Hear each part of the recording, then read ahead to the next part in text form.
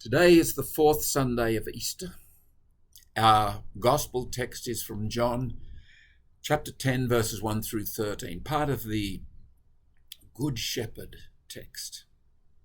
It's a beautiful text where Jesus summons the image from the Old Testament where God is a shepherd to the people, takes care of them in kindness, calls each by name.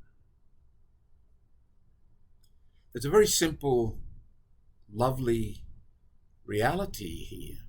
Have you ever been in a room of a lot of people where there's a hum of conversation? Somebody mentioned your name. Chances are, when your name is mentioned, the hum will become quite specific. You will hear your name.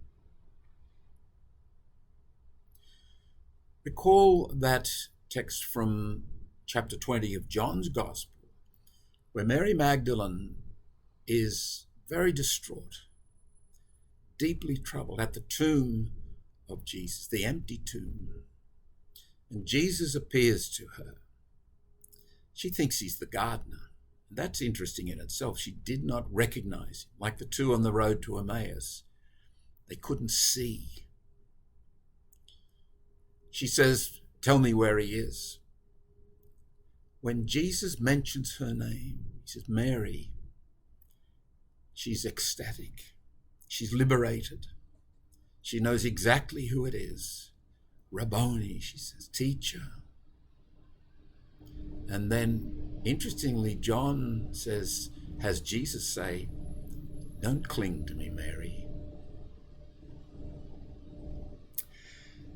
Earlier in John's Gospel, there's a similar but not so intimate, not so emotional moment where we have that whole chapter 9 of John, where the man born blind is cured. Towards the end of that, we read the following.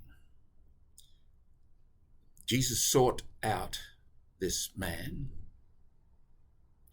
and when he had found him, he said to him, "Do you believe in the Son of God?" The man answered and said, "Who is he, Lord, that I may believe in him?" Jesus said to him, "You have both seen him, and it is he who is talking with you." Then the man said, "Lord, I believe." And he worshipped him. It's a moment of deep personal encounter, as with Mary Magdalene. These are life-changing moments. It is possible to imagine the man born blind without this moment being a very grateful person, remembering Jesus fondly.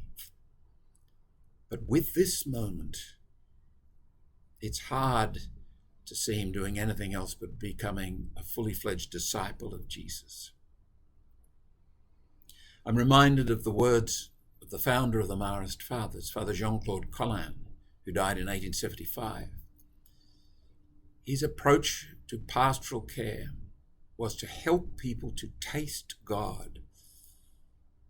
He said, once people have tasted God, everything else will look after itself.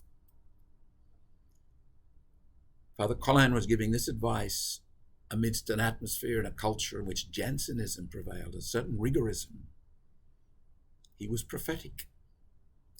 I like to think the Marist Fathers have maintained this culture, this attitude towards people. Help them, in effect, to hear God call them by name.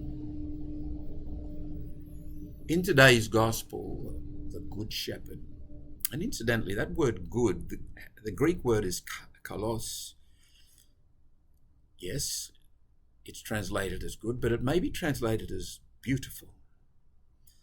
It would be just as faithful to the text to speak of the beautiful shepherd, the one who knows the sheep, calls each by name, and they recognize his name. When my name is spoken by the beautiful shepherd, the Good Shepherd, Jesus of Nazareth, there is connection, there is intimacy, there is life-changing encounter. The words of Isaiah come easily to mind. Fear not, for I have redeemed you. I have called you by your name. You are mine. I am with you. The beginning of the rule of Benedict. Benedict lived in the 6th century, and I would say his rule has immense wisdom that is every bit as relevant today as it was then. He begins his rule by saying in Latin, "Ausculta, o fili," listen, my son. And then he goes on immediately and says, listen with the ear of the heart. This really is the nub of the spiritual life, to listen with the ear of the heart so that you can hear God call your name amidst the noise of life. And our lives are pretty noisy, and it's easy to lose touch with the ear of the heart, to become deaf inwardly. We have to work at it. We have to foster it. We have to commit ourselves to it, give time to learning the art of listening with the ear of the heart, so that we can hear our name called, so that we can come to life with the life of Jesus, as Mary Magdalene did.